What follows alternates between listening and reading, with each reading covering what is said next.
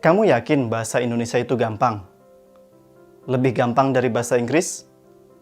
Yakin. Demi apa? Kalau kamu yakin bahasa Indonesia itu gampang, aku punya 5 pertanyaan untuk kamu jawab. Tugasmu hanya memilih 1 dari 2 kata berawalan meng yang sesuai dengan kaidah bahasa Indonesia. Siap? Memengaruhi atau mempengaruhi?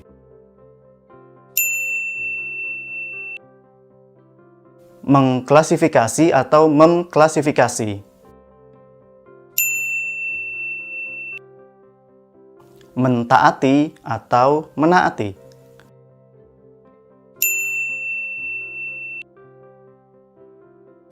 Memprotes atau memprotes?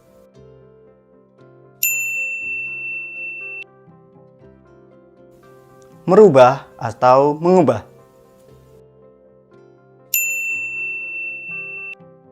Berapa skormu? Kalau jawaban yang salah lebih banyak, sepertinya kamu perlu menonton video ini karena kita akan membahas soal imbuhan. Tapi kalau jawaban kamu banyak benarnya atau benar semua, kamu tetap perlu menonton video ini karena siapa tahu ada materiku yang salah, jadi kamu bisa mengoreksi di kolom komentar. Pokoknya intinya, tonton aja video ini.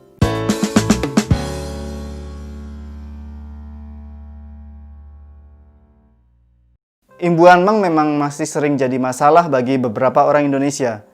Hal itu karena imbuhan meng memiliki banyak varian. Beberapa orang ada yang menyebutnya imbuhan me, ada yang bilang imbuhan mem, ada yang men. Padahal itu hanya beberapa varian dari imbuhan meng. Tapi sebelum kita bicara lebih jauh soal imbuhan meng, kita perlu tahu apa itu imbuhan.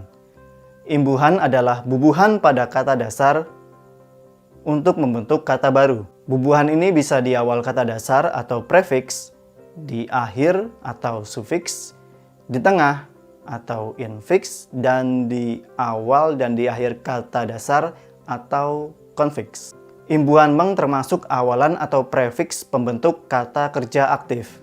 Maksudnya adalah saat kata kerja berawalan meng digabung dengan subjek, itu artinya subjek tersebut aktif melakukan sesuatu. Contohnya, seekor kodok sedang melamun di pinggir sungai.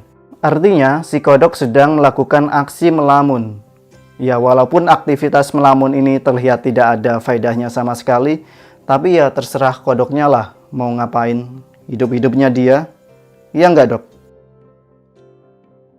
Oke, berikut ini beberapa varian awalan meng.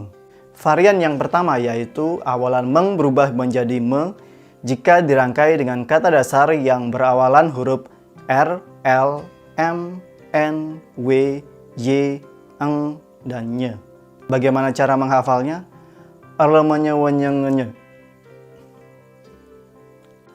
Contohnya, rawat menjadi merawat, lawan menjadi melawan, makan menjadi memakan, nanti menjadi menanti, wanti-wanti menjadi mewanti-wanti, yakin menjadi meyakini, ngeong menjadi mengeong, dan menyala dari kata dasar nyala. Varian yang kedua, prefix meng juga bisa berubah menjadi mem jika dirangkai dengan kata dasar yang berawalan huruf P, B, F, dan V. Contohnya, putar menjadi memutar. Awas tibo, Mbak. Bawa menjadi membawa, fitnah menjadi menfitnah, dan vonis menjadi memvonis. Berikutnya kita punya meng berubah menjadi men.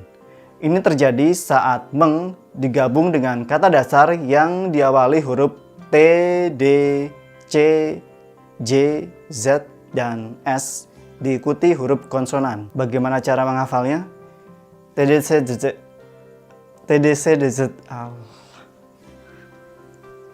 Contohnya, tuduh menjadi menuduh, dukung menjadi mendukung, cuci menjadi mencuci, jahit menjadi menjahit, ziarah menjadi menziarahi, dan standar menjadi menstandar.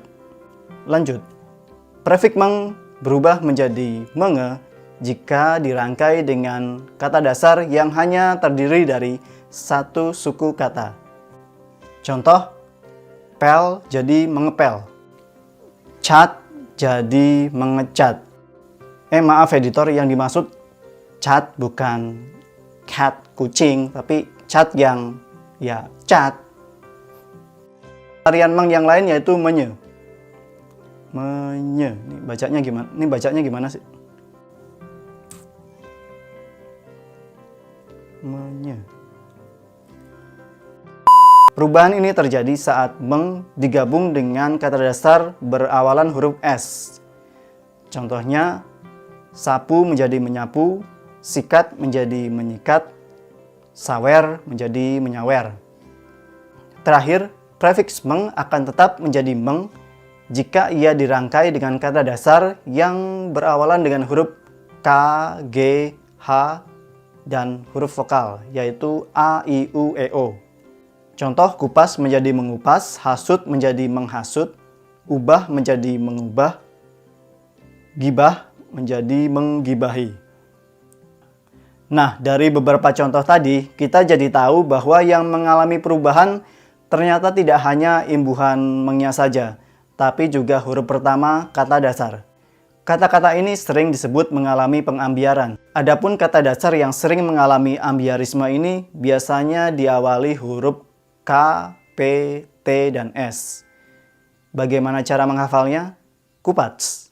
Pakai S ya, jadi jamak. Atau kopets. Dalam KBBI, kopet artinya sempit. Jadi huruf pertama ambiar, terus menyempit. Kopet. Agak maksa sih emang. Peringatan, sangat disarankan untuk tidak mencari arti kopet dalam kamus bahasa Jawa. Terima kasih. Contoh lainnya, putus menjadi memutus, tunda menjadi menunda, sapa menjadi menyapa. Tapi tunggu dulu, mungkin di antara kamu ada yang bertanya-tanya, kenapa punya menjadi mempunyai bukannya memunyai? Padahal itu kan diawali huruf P. Atau kaji menjadi mengkaji, bukannya mengaji. Jawabannya aku tidak tahu. Yang jelas semua bahasa pasti punya pengecualian, termasuk bahasa Indonesia. Pengecualian yang lain yaitu saat kopets ini, kata dasar yang berawalan huruf K, P, T, dan S ini diikuti huruf konsonan, maka huruf pertamanya tidak akan ambiar. Misalnya, klarifikasi menjadi mengklarifikasi, bukannya mengklarifikasi. Protes menjadi memprotes, bukannya memprotes. Transfer menjadi menstransfer. Dan syukur menjadi mensyukuri. Rumusan awalan meng dan variannya ini ternyata juga berlaku untuk awalan peng, yaitu awalan pembentuk kata benda. Caranya gampang, kamu cuma perlu mengganti huruf M di depan dengan huruf P. Contoh, merawat jadi perawat, memutar jadi pemutar, menuduh jadi penuduh, mengecat jadi pengecat, menyapu jadi penyapu, mengupas jadi pengupas. Tapi ada pengecualian. Pada kata dasar yang berawalan huruf P dan diikuti konsonan, maka huruf P-nya akan ambiar. Contohnya, proses menjadi pemproses bukannya pemproses, protes menjadi pemrotes bukannya pemprotes. Mengapa begitu? Ya supaya gampang aja pengucapannya. Terima kasih sudah menonton. Tekan tombol subscribe jika kamu suka channel ini dan cintai bahasa Indonesia seperti kamu mencintai negaramu.